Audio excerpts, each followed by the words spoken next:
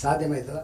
Congress party వచ్చేది లేదు, లంకె బిందెలు తెచ్చేది లేదు, మనకు ఇచ్చేది లేదు. అందుకని వాళ్ళ గురించి మనం చర్చించుకోవడం ఇక వేస్ట్. నాకు తెలిసి 75 సంవత్సరాల ఈ స్వతంత్ర భారతదేశంలో 5 దశాబ్దాల పైబడి పాలించిన పార్టీ కాంగ్రెస్ పార్టీ. ఈ రాష్ట్రంలో 4 దశాబ్దాలు పాలించిన పార్టీ కాంగ్రెస్ పార్టీ.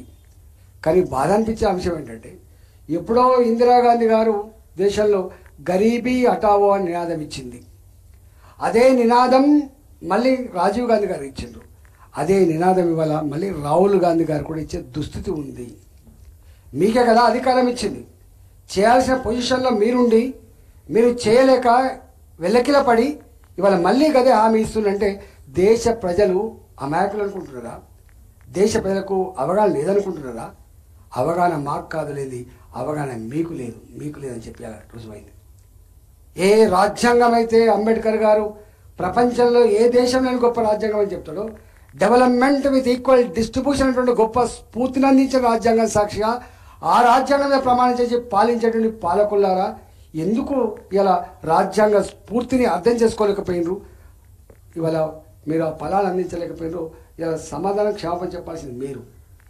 కానీ మోడీ గారు ఆ రాజ్యాంగ స్ఫూర్తిని అర్థం చేసుకునే వ్యక్తి కాబట్టి ఈ దశాబ్ద కాలంలో, ఈ దశాబ్దం నాకు తెలిసి వాళ్ళు ప్రకటించుకోవడం లేదు, కానీ ఈ 75 సంవత్సరాల చరిత్రలో ఈ దశాబ్దం మోడీ గారి దశాబ్దం అని ప్రకటించుకోవాలి. అలా ఈ 10 ఏళ్ల కాలాన్ని మోడీ గారి దశాబ్దం ప్రకటించుకోవాలి.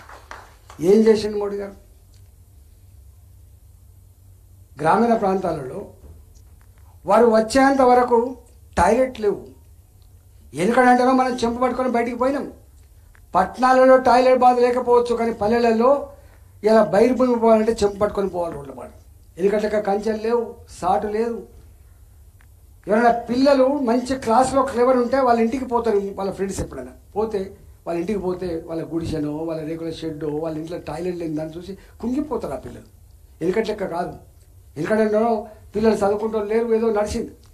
కానీ అలాంటి భారతానికి, అలాంటి పేదలకి మొట్టమొదటిసారిగా స్వచ్ఛ భారత్ అనేటువంటి ప్రోగ్రాం పెట్టి 12 కోట్ల ఇళ్లలో టాయిలెట్ కట్టించి గ్రామీణ ప్రాంత పేద మహిళల ఆత్మగౌరవాన్ని కాపాడిన బిడ్డ మోడీ గారు. రాజీవ్ గాంధీ గారు కాదు, ఇందిరా గాంధీ గారు కూడా కాదు, ఎవరు కాదు, మోడీ గారు కాపాడు. ఈ కన్సర్న్ ఎవరికి ఉంటుంది? ఆయన ఒక పేదింటి బిడ్డ కాబట్టి, వాళ్ళ నాన్న రైల్వే ప్లాట్ఫామ్ మీద ఛాయలు అమ్ముకుంటే ఆ ఛాయ కప్పులు అందించిన బిడ్డ కాబట్టి, ఆ బాధ అనుభవించిన బిడ్డ కాబట్టి ఇవాళ అది పరిష్కరించగలిగాడు. ఇవాళ డిజిటల్ ట్రాన్సాక్షన్ మీరు చూడండి, ప్రపంచంలో చాలా గొప్ప టెక్నాలజీ ఉన్న దేశం అమెరికా. అమెరికా లాంటి దేశంలో డిజిటల్ ట్రాన్సాక్షన్స్ అమలు కావడానికి 10 ఏళ్ళు పట్టింది. కానీ ఈ దేశంలో మోడీ గారి నాయకత్వంలో చదువురాని అంతరాలు ఉన్న ఈ దేశంలో, పేదరికం ఉన్న ఈ దేశంలో యథా రాజా తదా ప్రజ అన్నట్టుగా మోడీ గారి స్ఫూర్తిని అందిపుచ్చుకొని 3 ఏళ్లలోనే డిజిటల్ ట్రాన్సాక్షన్స్ సంపూర్ణంగా అమలు చేసిన దేశం భారతదేశంలో.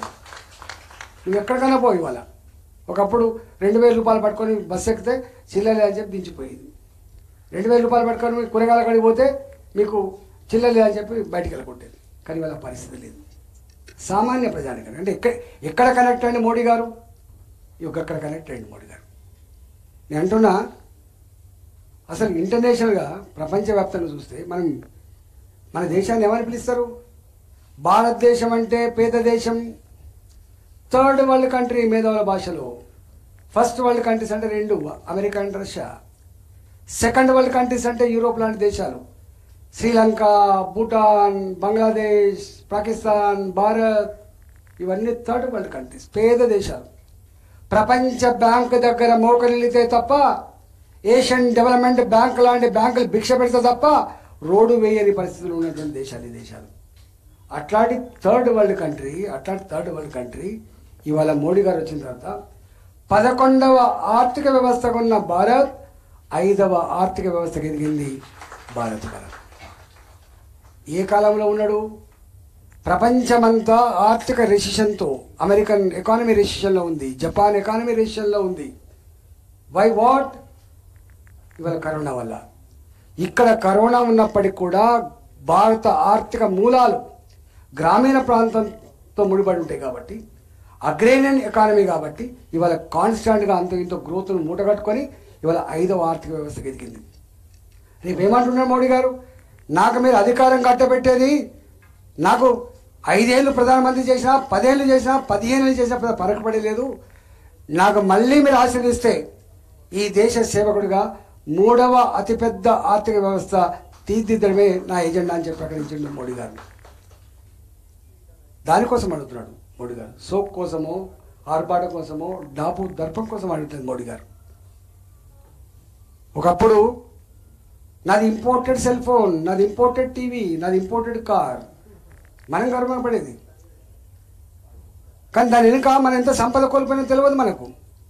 కానీ మోడీ గారు వచ్చిన తర్వాత నా దేశంలో యువశక్తి కలిగిన దేశం, చాలా క్వాలిటీగా ఉన్న దేశం, నా దేశం ఎందుకు ఇంపోర్ట్ చేసుకోవాలి, నా దేశమే ప్రపంచానికి ఎక్స్పోర్ట్ చేసే స్థాయికి ఎందుకని చెప్పి made in India make in India slogan ఇస్తే దాన్ని తూచా తప్పకుండా అమలు చేసి, మీకు తెలుసో తెలియదో ఇలా రక్షణ రంగ పరికరాల ఉత్పత్తిలో ప్రపంచానికి సప్లై చేసే దేశంగా భారతదేశం గుర్తుపెట్టుకోండి.